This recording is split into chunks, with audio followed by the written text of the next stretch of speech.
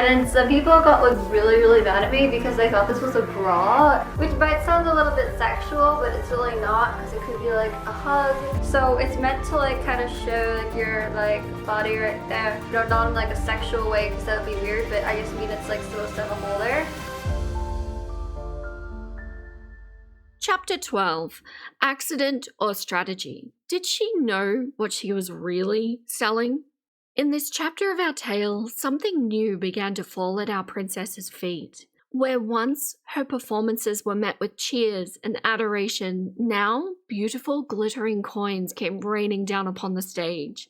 Gold from merchants in far-off lands who asked only that she hold their wares up to the light for all to see.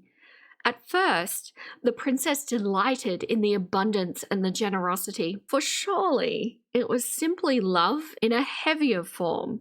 She danced with their gowns, their slippers, and their trinkets, and the coins fell like shimmering rain. But coins, unlike cheers, could be counted, and the princess, who had learned long ago to study what held her subjects' gaze, now began to study what opened their purses. She noticed which spells brought copper and which brought gold, and slowly her performances began to bend towards the sound of clinking coins. What our princess never looked at, or perhaps what she could not bear to look at, the gold did not fall for the gowns. It did not fall for the spells. It fell for the princess herself. When she was most vulnerable and exposed, they paid for the struggle, not the performance. They paid for the glimpse, not the gown. And most terrible of all, the more feeble our princess grew, the more gold piled up at her feet.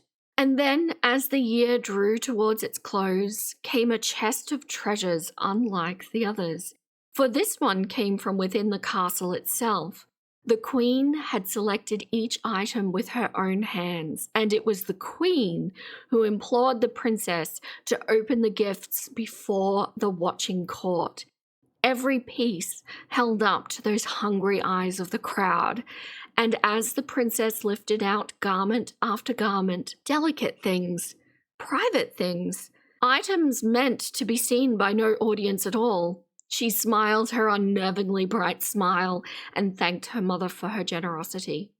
The court applauded, the coins fell, and somewhere in the shadows behind the throne, the queen watched her daughter display the merchandise, and the queen was pleased.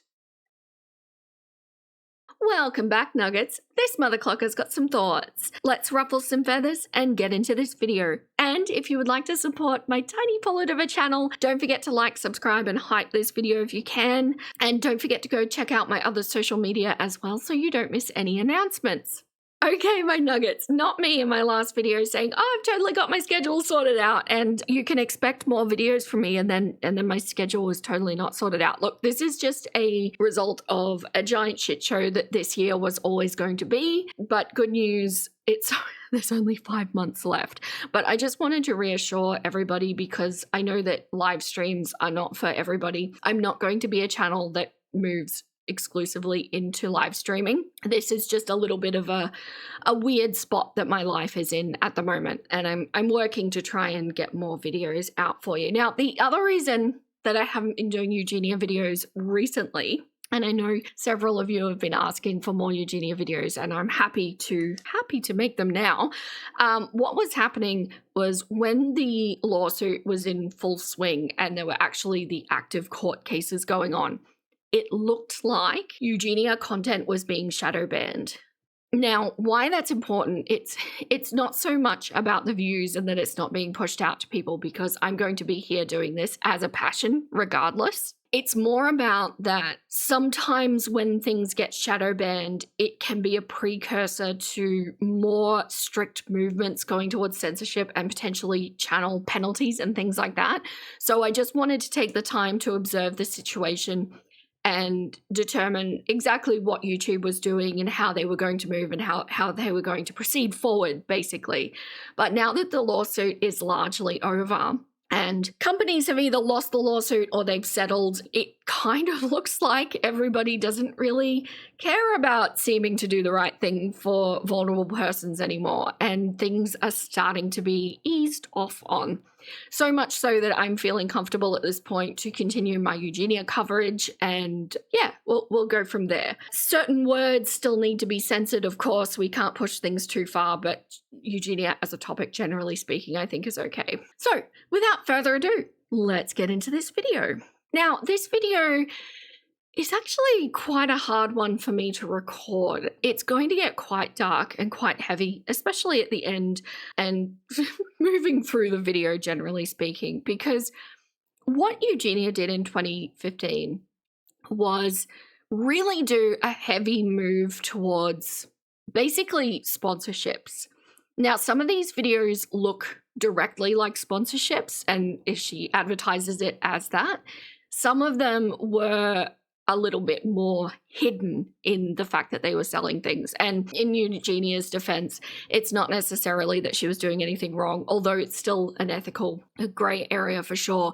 But it wasn't until 2019 where the advertising rules were overhauled, so we're still very much before that time. But the question that I would like you to keep in your head as we go through this video is, does she know what she's doing? Because essentially what we're going to be talking about in this video is making predilection content, right? And I don't know if it's because she's just kind of being naive and looking at what types of videos do better, and so she's replicating that and maybe listening to some requests from viewers, and maybe it's as innocent as that. Or maybe she knows full well what works and she's utilizing a platform that is readily available to minors. And let's not forget that she caters her content towards minors, and she's using that as a way to profit from predilection content that really shouldn't be on a platform like this. So keep that question in mind, and please let me know at the end whether you think she knows what she's doing or not. I think that there is some pretty solid evidence that could suggest that she knows full well what she's doing. But what I'm going to do basically is start off this video with, you know, those list videos that she likes to do, and like, oh my gosh, my nuggets. She is heavily repeating content. I'm going to try and minimize the amount of repeated content because we've seen all of these videos at least a couple of times each year. Oh, and Tay-Tay saying hello. And it's just really going to set the stage for basically what happens towards the end of this video. And yeah, hold on to your pantaloons, my nuggets, because this is gonna get heavy. Hey guys, it's Eugenia. So if you actually have any friends and like, I don't know, maybe someday you want to do something with your friends, like maybe have a sleepover, then you're gonna want to know some like ideas that you can do during that sleepover and some games you guys can do. So here's some suggestions on stuff you guys could do at a sleepover. So straight away, kicking off a video that was made at the beginning of 2015 that is out and out aimed at children. And while I think it's absolutely possible and should be normalized now that I think of it for grown women or men to have slumber parties with each other, I think typically when we think about sleepovers, it's usually teenagers, children, that kind of thing, right? So keep this in mind. This video and many like it are fully aimed at her younger demographic, and she knows full well that there is a younger demographic because she's talking directly to them. When you go to sleep, you can try to like share some dreams with your friends. Time for me and Hello Kitty to get some sleep, and we're gonna share a dream. Alright, come on Hello Kitty. Good night. Oh, and I'm already aware this room's kind of a mess, so you don't have to tell me.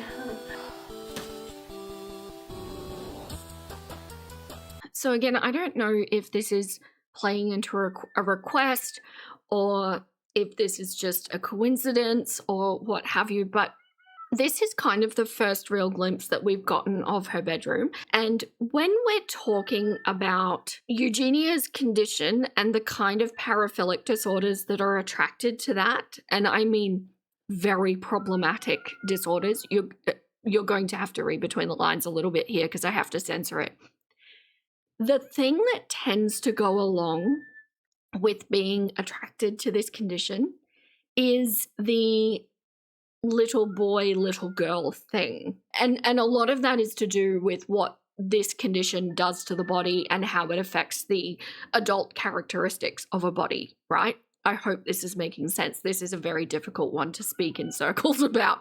But when we're looking at this scene, you know, we've got the really bright lolly pink paint on the walls, we've got the toys, we've got Nightmare Before Christmas on the bedding. And look, this is no shade to any adult out there listening to this who has these things, because if you've been following my story, you know full well that I've just put fairy lights in my bedroom, okay?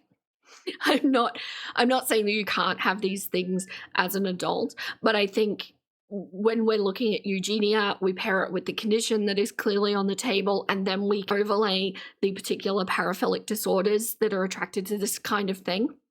This is what they're looking for. And I think that's extremely problematic in a video that is geared towards children. I hope that she doesn't know what she's doing here. Go walk around your street and find little kids and try to convince those kids that you're a demon and make a contract with them, and you can teach them like how to ballroom dance and stuff, and that would be pretty fun. So I just left this in as well. Look, I don't think that this is necessarily malicious on Eugenia's part, because she's now an adult basically encouraging people to go up to random children in the street. A little irresponsible, but I don't necessarily think it's coming from a malicious or a sinister place with Eugenia. I think what we're seeing here is that even though she's 21 here, so an adult by pretty much any standard in any country or state that you're in, what we're seeing is her mental state, right? So I wouldn't at all be surprised if the Arrested Development is clearly already taking hold by this point, that she is operating at a much younger level and potentially even relates herself and how she sees herself to teenagers. And I don't mean to make that sound in a creepy way or anything like that. I think it's just a commentary on her perceived state. But my point reinforced, right? She's catering to minors with this video. Hey guys, it's Eugenia. There's a lot of things in the world that I don't really understand, and a lot of things about people that I just really don't understand. So I just figured I would make a video telling you guys about some of the things that I just don't understand. So yeah, here you go. So back into the full list making videos. I mean, to be fair, she put out a lot of content in 2015. We are talking 83 videos just on YouTube, but then of course we also know that she was live streaming on YouNow. She was really active on her social media, and she was also doing a lot of collab stuff. Like if you saw a previous video I did, she was doing weekly content for Hearts Held as well. This is a lot of content to be doing, so it doesn't surprise me that she's recycling content.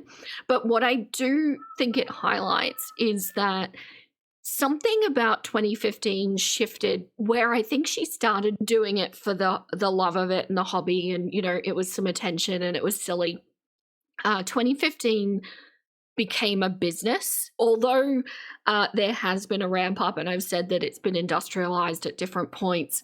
The sheer amount of sales videos in 2015, we're talking over 50% of the videos was selling something, basically, whether she was open about it or not. I think that's significant. I think that's the kind of thing that would burn anybody's creativity out if you're not careful for it and you're not watching for that kind of pitfall. So once again, I've just picked out some behaviorally telling aspects of these videos. I'm not going to show them in full because, like I say, there's a lot of repetition.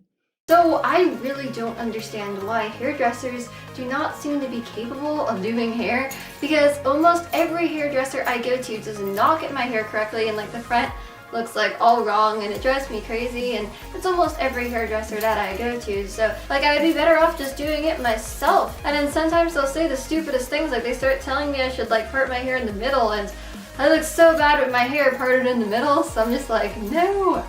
So I've raised quite a few times that I think a large amount of her body dysmorphia, or at least the part that she can talk about, is related to her hair. And, we even saw in a previous video that I did, she can't even handle seeing herself in photo form, having her makeup and hair done by somebody else, because it impacts that sense of self so badly that she brings up the hair thing in most videos. It shows how early and how hard the grips of that body dysmorphia has gotten into her very being. Of course, I wouldn't say that it's necessarily on her to know how to deal with that. I think many of us have struggled with that, but I don't doubt that there's not much help from the parents in this regard, and I think that is really evident by how all of this has moved through the years. I don't understand why people sometimes like tweet me or tweet whoever, and they'll kind of be like, hey, can you do me a favor, or like, can you follow this person? But then like I click on their username and they're not even following me, so it's like, what? Yeah, that's just being a public figure on the internet. That kind of thing happens. You learn to ignore it. Basically what she's talking about is pretty much the equivalent of cold calling for sales calls, right? People will just spam. It's probably a stock account of the actual person, and they're just trying to farm for followers. So, I mean, at least we kind of get an indication that Eugenia herself wasn't doing practices like that, if it doesn't make sense. I always think it's really weird when someone like subscribes or follows someone, just kind of just send hate on that person, because it's really weird. Like sometimes I'll see somebody who leave a comment on my Instagram like, ew, or I'll see them comments in like all my YouTube videos, just like hate comments all the time.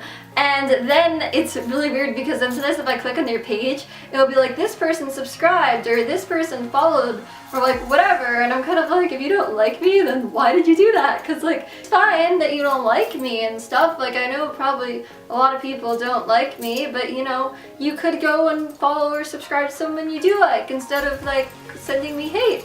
So if you saw my last Eugenia chaptered video, not the TikTok thing, it was basically her dealing with hate comments in the entirety of the video. She hasn't managed to reconcile the fact that sometimes people just hate watch because that's how they get enjoyment out of interacting with the content, and it's really bothering her.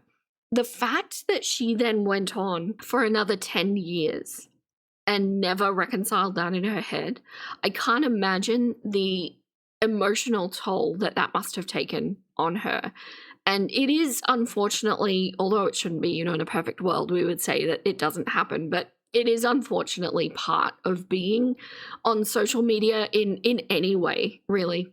You literally cannot please people. I've had both feedback comments of people absolutely hating that I call people nuggets. And then I've had people comment and say, I really love being called a nugget. So when you're getting those polarizing pieces of feedback, that's saying you literally can't please everybody, right? So it's on the creator to try and work out what kind of feedback they're going to take on board, what kind of feedback is just nonsense, what kind of feedback is just somebody having a bad day and taking it out on some random that they don't know, really. But she never reconciled this. And I would be interested to know how much of that impacted her mental health, which then also impacted the condition. I would say that all of this is tied up within itself.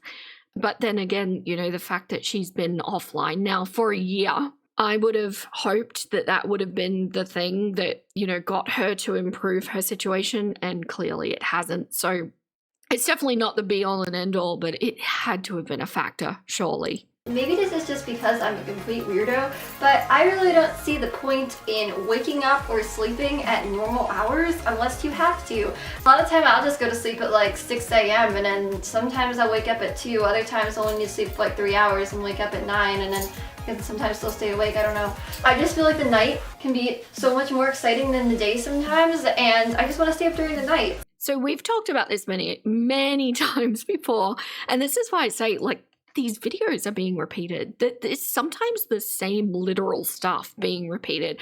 I just wanted to leave this in to document the fact that she is still not maintaining a regular circadian rhythm. And you all know this mother clucker is a night owl, a night chicken. I prefer to stay up late as well. And if left to my own devices, it will get later and later. But roosters tend to stop that from happening these days.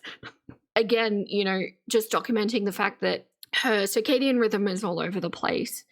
This is going to be contributing to so many different things when it comes to mental health and cognitive function and just general life stuff. Like, it's fine to be a night owl, but maintain similar hours of being a night owl if possible.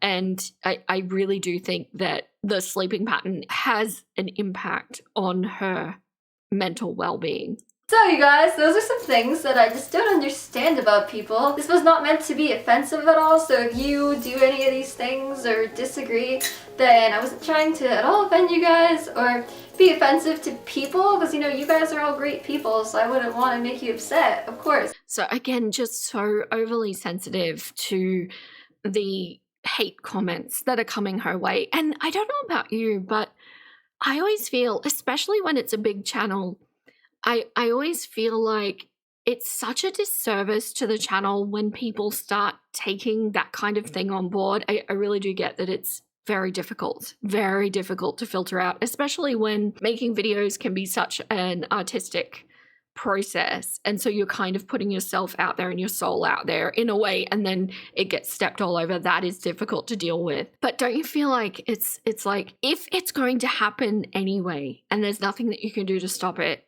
just make the content that makes you happy? And I feel like that translates through the creator into the viewer as well. Just speaking from a viewer's perspective, I don't like it when creators get too focused on that negative. Hey guys, I'm gonna tell you some things that you can do when you're super bored. One thing that you can do when you're super bored is go on YouTube and find super annoying songs that probably most people don't even know exist, and then play those songs. And if you want to go drive some people crazy, then totally go play those songs for them, because that will definitely work. Like the songs played in the background of all of your videos. I hate them so much. If I listen to them at the wrong time, her talking over these songs can fully induce a migraine. It's horrendous. I hate it. But again, another video that's really clearly geared towards children or teenagers. Learn how to speak Elite, because that way you can go on all the cool hacker forums and be one of the cool kids. Not that you should be hacking people or anything, but at least that way if you ever need to know it, you'll be prepared. Keep an open mind. Like all languages, Elite isn't static. Okay? Elite is apparently simply very alive, and it's changing quickly. You have to think of the symbols as shapes and not as their meaning. I can see that, like the 3 is an E and the 7 is a Z. You can combine 2 or more symbols and numbers to make single letters. Oh, so like a 1 and a 3 can be a B. Cool. Warnings. Make sure you do not forget real writing and how to use grammar and spell correctly. So be careful. Now I'm gonna be Elite Pro. Did anybody else just have this epic nostalgia flashback that I did? I'm looking at my elder millennials and maybe my Gen Xers. Elite speak. Who used to do it? Who used to love it? Who still remembers it? Play 10-hour versions of songs, like play the 10-hour version of Pika Girl and then have a party with your Pokemon. So again, I'm leaving this in here because this was another really high watch point, and this is where we're starting to get the taste of who are we catering for here? Who's watching this? Who's absorbing this? And why? It's almost Mother's Day, so why not write your mom a nice poem that comes from the heart? You know, like, Mom, she doesn't live in a tom, which is supposed to be like a tune, but tom rhymes with mom, so you call it a tom. I love to give her a hug and to play on the rug. I love her so much. She is fun to touch. Which might sound a little bit sexual, but it's really not, because it could be like a hug or just a totally friendly gesture, so I'm sure she'd really appreciate it. So look, it's a silly video, but why does the whole inappropriate relationship with family members come up in like almost every video I do with Eugenia? I can't tell, and I know that I've said this before too, not me repeating content, right? She started it, okay? I really can't tell if it's just a quirky sense of humor or if there's genuinely something sinister that's happened in her past. And I think that we're all pretty much in a unanimous agreement that something has happened to Eugenia and possibly even to Chip at some point in their childhood. We don't know who that is. I'm not here to make allegations. But specifically, the combination of her mother comes up a lot. Like, we even saw that in her as early as her Draw Her Life video, which I think was chapter 1 of this series. It happens so much that it's like you can't not look at it. And like I say, I'm not here to make allegations. I'm just here to point out, because this is going to matter at the end of the video. Hey guys! So as you may be aware of, it's summer right now. In the summer, it's just the best kind of season to do summer things. So a lot of time in the summer, obviously, people will do things such as go to the beach. I'm just kind of thinking, like, why go to the beach if you can just bring the beach to you? Okay, so before we get into it, I will let you know that this video performed very well and over several parts of this video. I struggle to imagine that she doesn't know what she's doing in this video. Let me know what you think, but there's going to be several parts that I'm going to point out in this video. So, as you can see, I'm now in a bathing suit. Hey Buzz, so I guess you want to join the beach party, right? Do you want to join? No, Buzz. Rest in peace, Buzz.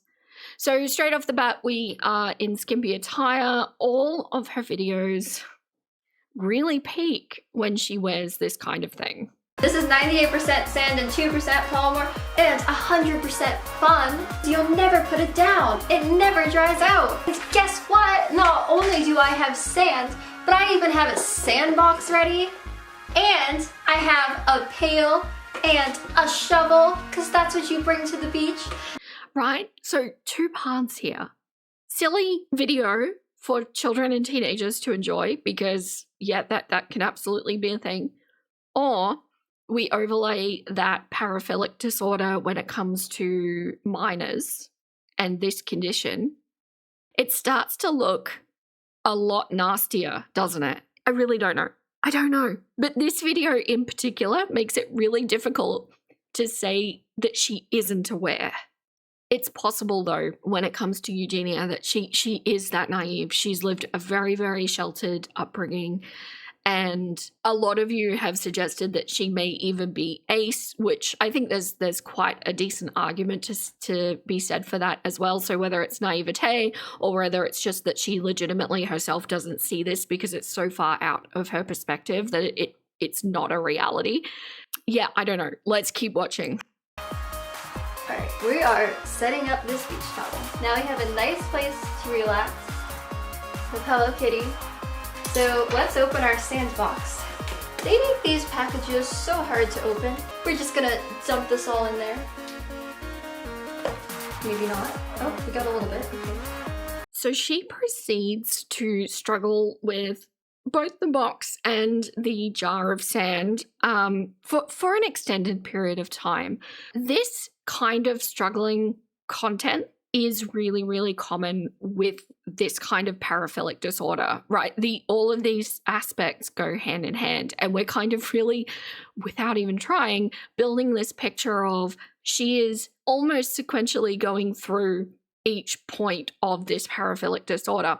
And what's more is, over the years, like the struggling content hasn't really been featured so far in her content, but we do see it moving forward because on her Twitch streams, she struggles with moving a heavy tub a lot. She did a video where she struggled opening a beach chair for like 5 minutes or something ridiculous like that. There are examples that we can point to where this kind of thing gets repeated over and over. This, as far as I can recall, is the first video that we've seen it chronological order, but I could be wrong. It might be the second. But yeah, I just want it on your radar that this is absolutely part of that paraphilia. Guess what, you guys? I got all the sand out. I did it. I got it all out. Now this is so much fun. We have our own sand little area where we can make sand castles. And so again, for an extended period of time, she sits on her couch and basically plays in this thing that is meant for children. Again, no shade on adults if this is what you find fun. But the question is, are you sitting on your couch in your bikini filming it for the internet to consume? And does she know what she's doing? I need to know. I need to know what you think. I know this is not the end of the video and I asked you to tell me at the end of the video, but I need to know, does she know what she's doing in this video? And more to the point, where did she get this idea? Because if this aligns so strongly with that kind of paraphilic disorder, did somebody pay her for this? Did somebody request this? Why is this a thing? It's uncomfortable. First thing that I just totally just pulled out of here is this inflatable beach ball. I have to attempt to blow this up, so we'll see how this goes. Oh my gosh, how do people do this? Ugh, I would probably be the worst CPR giver ever. So again, a little bit of struggling. I don't know if that was put on. I kind of had a feeling that that was legit. Maybe she didn't know how to work. There's a specific way you need to hold it. But like I say, this video did really well. For the channel size that she was at the time and compared to her other videos that were going out around this time, this video did a good 3 times more views. She made so much money off of this video. How does that make you feel? Marketed to children. So, okay.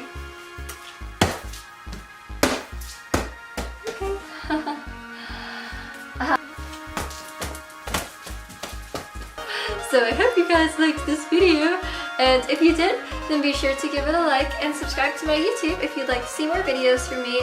And again there, just at the end, she's got up on the screen, my hair is suddenly being super weird, ignore that. So again, body dysmorphia coming in the form of hair issues. And oh boy, this next video. This video she's probably done like a good 10 times in the years that she's been on the internet so far. So I'm going to heavily clip it down. It is probably what you think it's going to be, and yeah. Hey guys, it's Eugenia. As you can see, I'm like outside right now because I'm actually away in Massachusetts for actually until like the end of the month or like the beginning of next month, because I kind of come out here a lot, and when I'm out here I don't have like soft boxes or whatever, so I usually film outside. So I'm outside right now and it's like 90 degrees, so it's really warm, and I kind of like that because I like really warm weather. So yeah, does anyone know, any Eugenia historians out there, these parents must own 2 houses, right? So there was the one in Connecticut, which is their main house, but then they also have this one that they holiday at a few times a year. Like, she's there semi-regularly. Anytime we see these outdoor shots, it's either this one on the road or in the garden. They're at this house and they're there all the time, and inevitably every single time she forgets things when she goes there. I also managed to forget my blue hair extensions, my studded belt, so I have no studded belt on today, and I also managed to forget all of my makeup, which is probably the stupidest thing I think I've ever done. The stupidest thing she's ever done, yet she does it every single time. I'm not joking. It kind of makes me wonder if it's just an excuse because then they're there and they have to buy more, because what's she gonna do? Walk around with no makeup? I don't know. I don't know if it's just like legitimate. I don't know. So I figured today I would kind of make a video about some of my favorite music and my favorite bands and favorite songs and stuff like that, because music is a great thing. It is a great thing. And for somebody who's so passionate about music, and even passionate about music that aligns with my taste, you put the most awful backing music in all of your videos. Anyway, here's a supercut of all of her favorite bands, just in case you needed to hear it. So one of my favorite bands for sure, it's really hard to pick like one favorite band because there's so many good bands, but one of them is definitely Fall Out Boy, Panic at the Disco, My Chemical Romance, 21 Pilots, The Pretty Reckless, Black Veil Brides, Ghost Town, Bring Me the Horizon. Okay, yeah. So the next 3 videos of this type are a new kind of segment that she tried to bring in through October, November, and December. I don't know if she continues it in 2016. We will find out when we get there. We're nearly there, by the way, and that's where Deb comes in a lot. So I'm excited to start looking at those. But what these segments were basically was my favorite things of this month. Now, the criticism that I bring to these is that sometimes it's really clear that she's selling something And sometimes it's not clear.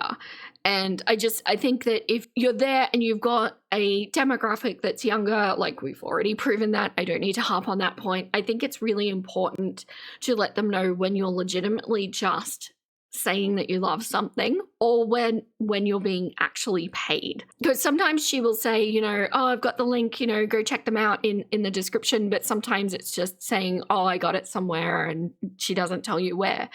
What I will tell you, keep in mind this video, have a look at what's involved in it, and know that it really didn't do very well compared to her other videos. Hey guys, it's Eugenia. This video is going to kind of be like a monthly favorites kind of thing. And what I think you're kind of supposed to do in these videos is kind of show a couple of your like favorite things this month. So that's what I'm gonna do, so here we go. Definitely at the top of my list is this perfume that I have right here. This is actually in a special kind of case because I actually got this from a subscription service called Scentbird. Basically how Scentbird works is you go on their website and then you can sign up and subscribe to their website. Right, so Scentbird, we all know Scentbird. Like every YouTuber and their mum has sold Scentbird. Wait, this YouTuber has not sold Scentbird.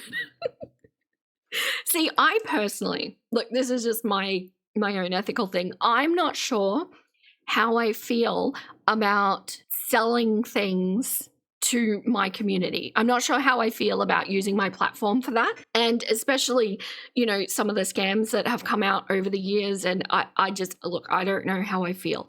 If my demographic were teenagers or younger and I knew that, I would absolutely not sell things to that community. It just ethically and morally, that's where I stand. However, that is after many years in sales and learning ethical and moral lines. And, you know, I'm coming at this as a 40-year-old woman looking at a 21-year-old woman.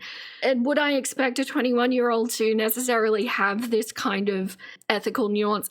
I don't know that I would. But you see what I mean. If a teenager was looking at this, would they know and understand that this is an ad?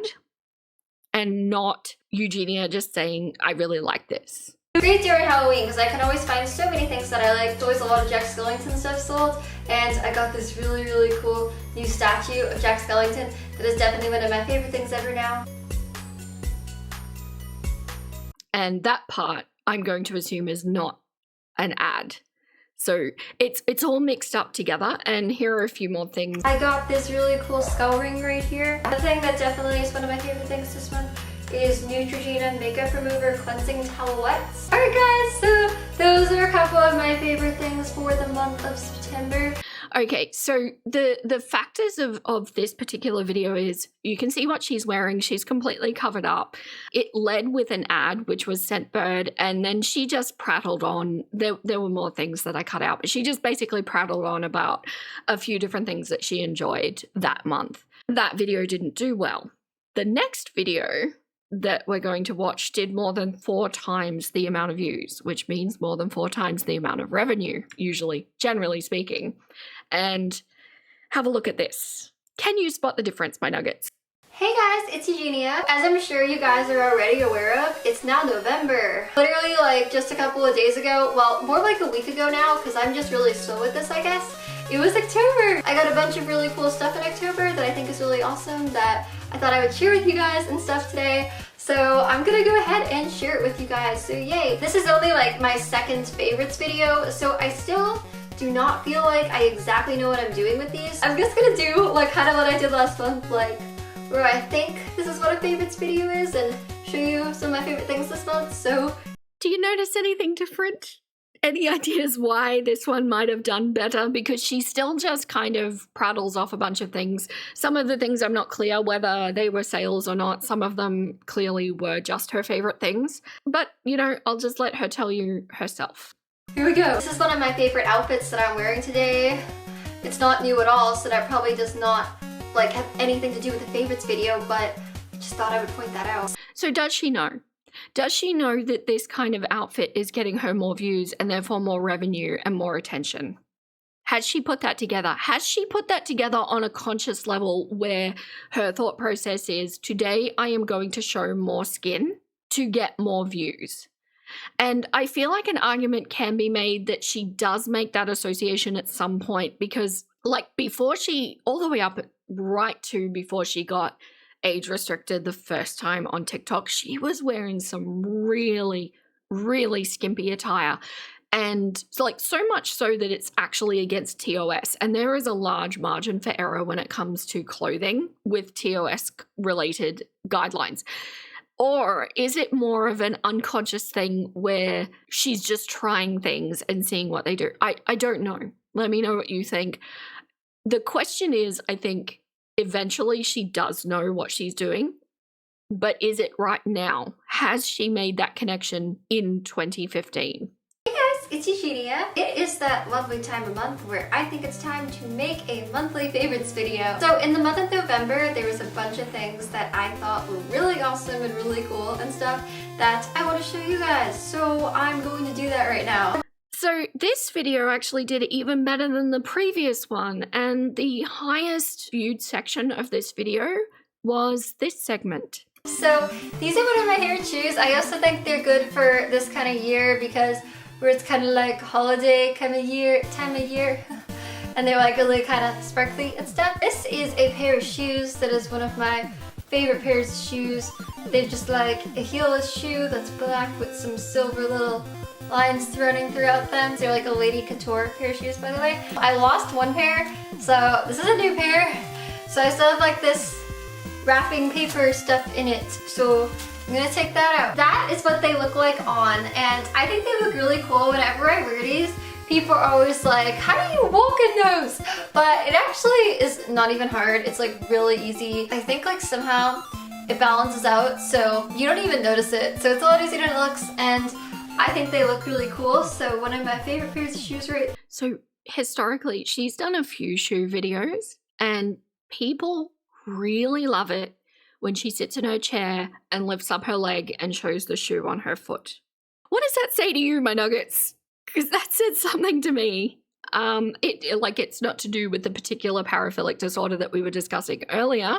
It's a separate thing, but right, it's still down the path of something being sexualized. So does she know what she's doing at this point? Okay, so the next segment, look, historically with these deep dives, I've been trying to put in a little bit of every single video that she's done. And I really like to be thorough like that. And I know that a lot of you really, really like me to be thorough like that as well. But when it comes to the actual sponsorship or review or just out and out selling something videos, she did 37 of them.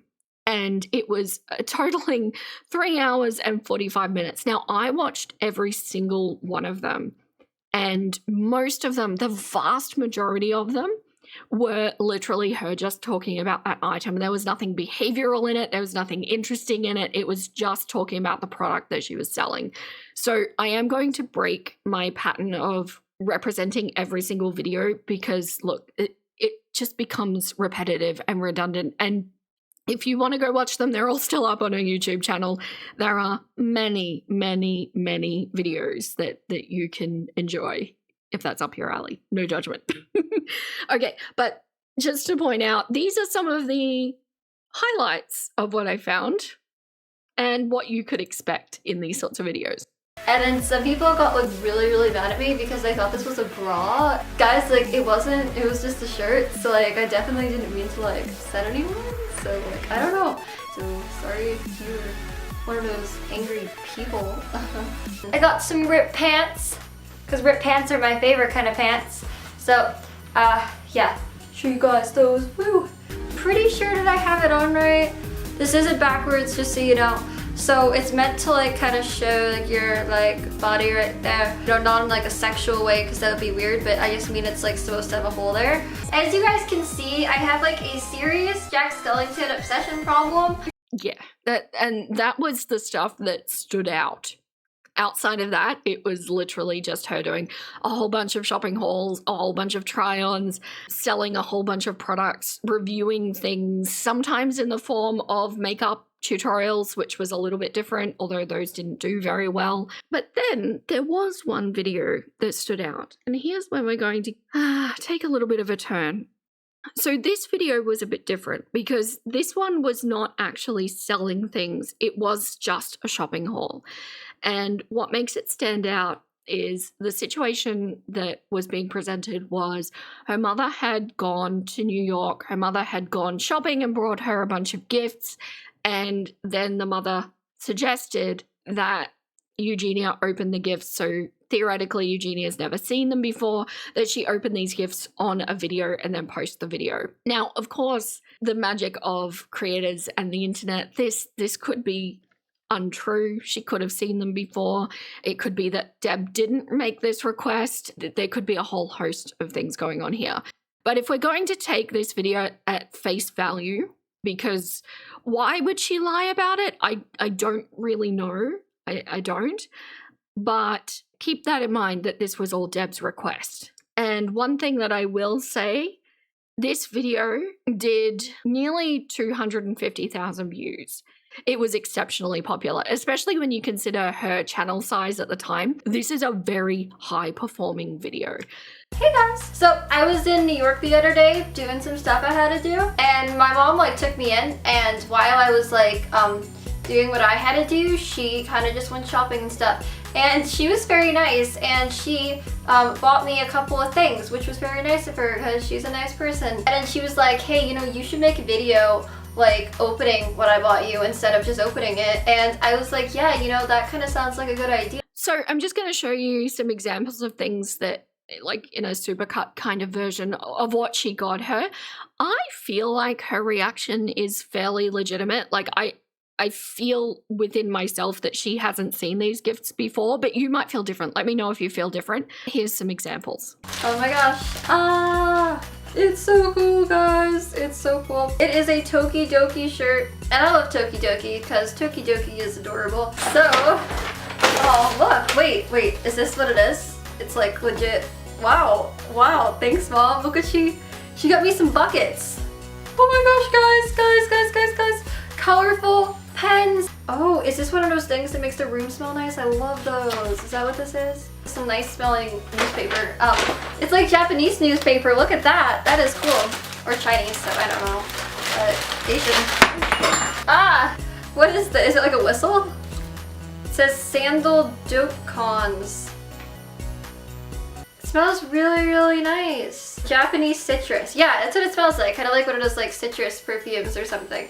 So all of that just seems totally normal, right? Like, yeah, it's cute. She's got some, I don't know what the buckets were for, some sort of organizational system, some smelly things, some t-shirts, you know, all fairly benign stuff that you'd think, why was this video so popular? Then this happened. I'm just going to play it and then we'll talk about it. It's Victoria's Secret bag. This should be cool. So let's see. So I got a bra, got me 2 black bras, that's always nice. Pink underwear. So now you guys will know what underwear I'm wearing, I guess. I got 2 pairs of like this pink underwear. It's pretty cool. It's like all lacy. So got some black underwear because you need to have black underwear always. Another pair of black underwear, and another pair of black underwear, and another pair of black underwear, and another pair of black underwear, and another pair of black underwear, and another pair of black underwear, and another pair of black underwear. This one says pink. Yeah, pink, even though it's black.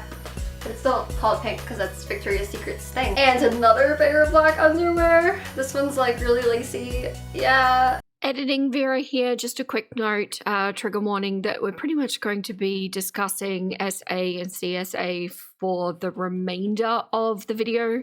So please look after your mental health and do what you need to do.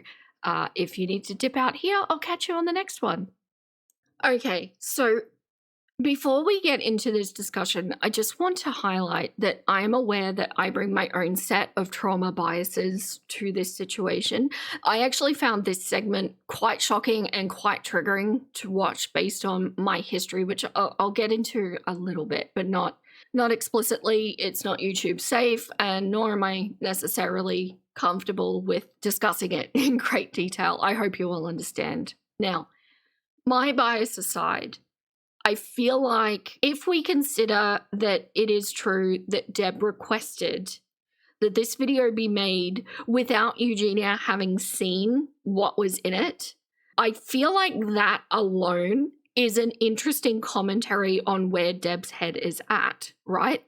Because, yeah, Eugenia could have just not put in this segment of the video. She could have edited it out and gone, oh no, that was nothing from, Victoria's Secret, and just stuck with the incense and things like that. And there were a few more things after this segment as well. This was like right in the middle, and by far the most watched segment of this video, as you can imagine. Like, let me know what you think. Maybe it's totally normal for your mother to buy you, like, not just underwear. Let's be clear here. This is not just underwear. This is sexy lingerie. This is like lacy, see-through, G-string kind of underwear. Maybe that's normal for your mum to buy you. Maybe that's a completely innocent, completely benign thing that your mother does. And I'm very interested to hear if you want to share if that is the case. But keeping in mind Eugenia is 21 here. She is an adult. And I feel like at best, this is an indication that Eugenia doesn't necessarily have total autonomy or agency over her own life. I feel like it is a blurring of boundaries of what's acceptable and what isn't, because there is a point, right, where mothers buy underwear for their children. There's a point in life when that has to happen because the child isn't making their own money and perhaps lacks the actual skills to go into a store and buy said underwear for themselves. But this is a woman who is earning her own money. She is living at home, having her mother buy her lacy underwear. Now, look, why I find this so triggering, if you have watched my, the first bit of my first Gypsy Rose video, I go into detail about what the dynamic was like with my mother, because there's a whole bunch of layers that potentially Eugenia doesn't have to deal with. But in my experience and what this looked like to me is a mother who lacks the ability to be able to see the child as her own person and her own entity and not as property.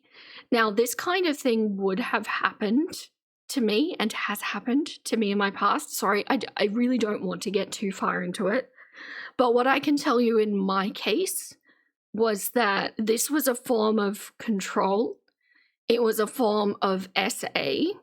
And it led to conversations like being asked what I was wearing. Look, if you can read between the lines, that's about as far as I want to go with it. I think you can kind of pick up what I'm putting down. But like, my point being, this was an abusive act by my mother, and it led to further things. When you pair that with the condition that Eugenia has, the fact that she's still never moved out of, she did move out of home, but then she moved back. So she's still living with her mother. The fact that she constantly brings up, this is totally not a sexual thing with my mother, like as a joke constantly. I can point to several times in my videos that has been a topic. And you layer on the fact that I think we all agree that something happened in her childhood. What does this mean? What does this equal? And again, like I say, I am aware that I am bringing a bias to the table. This is a particular bias that I struggle to look past, because obviously not every mother is my mother. Not every mother out there is as heinous and damaging as what my mother was. But some of them are, And even if it's not in the SA kind of territory, even if it's just a blurring of boundaries or removing agency from a grown woman, or feeling like any of this is appropriate to be doing, there can be trauma being applied.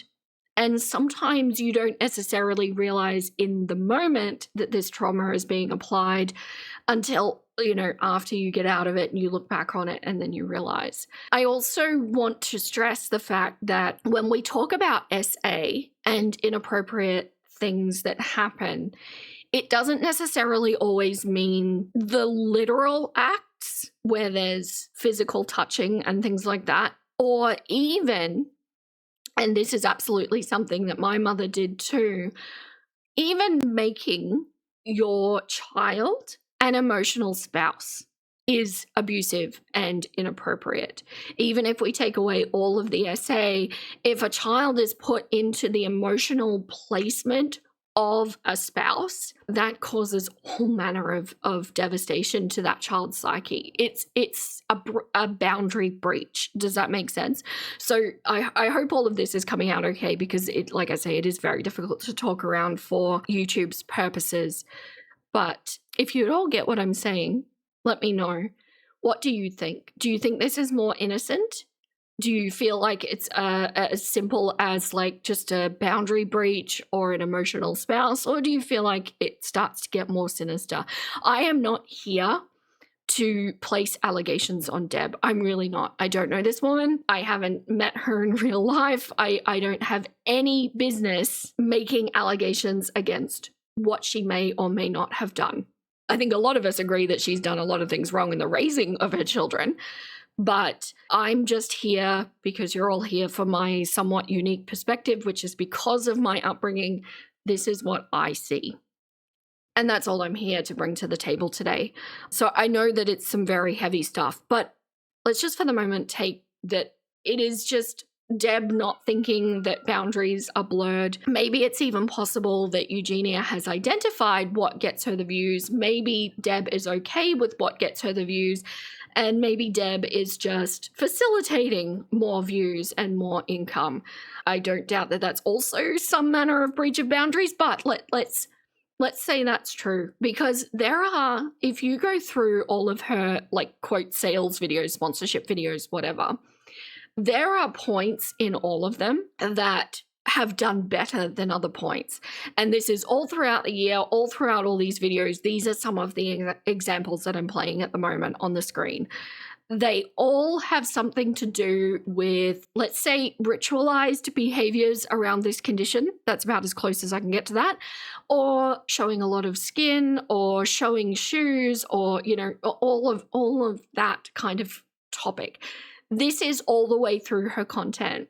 And so maybe it's possible that Deb's like, oh, clearly, you know, this is what she's doing. This is what my daughter's doing to make money. I'm okay with it. I'm going to help out with that. And as a result, got an extremely successful video out of it. It's a lot, isn't it? Let me know what you think, because I feel like with Deb's involvement in this video, it casts a question mark over her, at least her judgment at best. And at worst, I don't know. I don't know.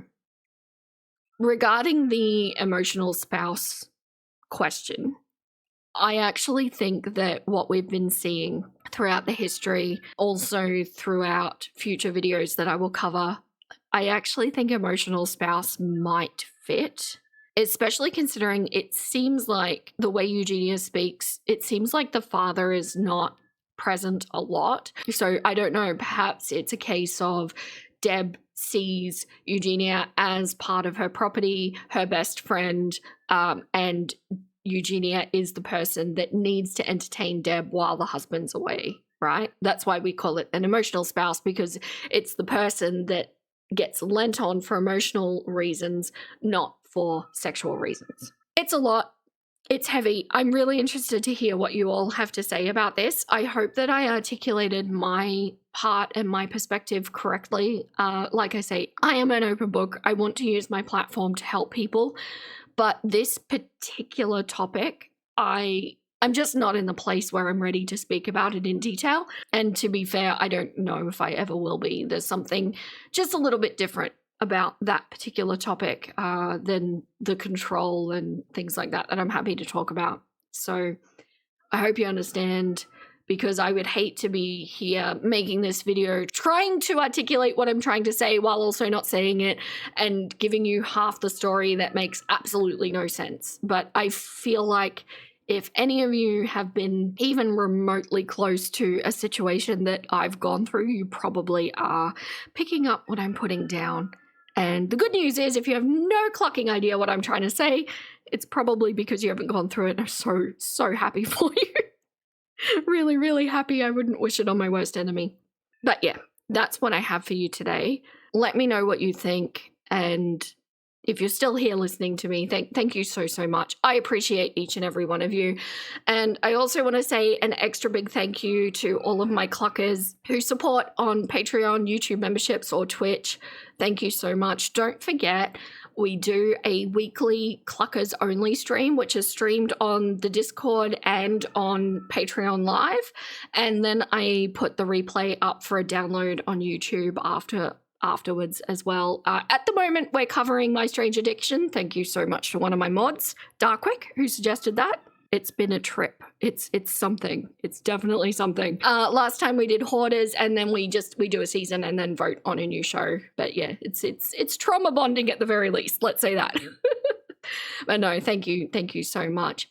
But for now, that is all the clucks I have left to give. Stay golden, my little nuggets, and I'll catch you next time.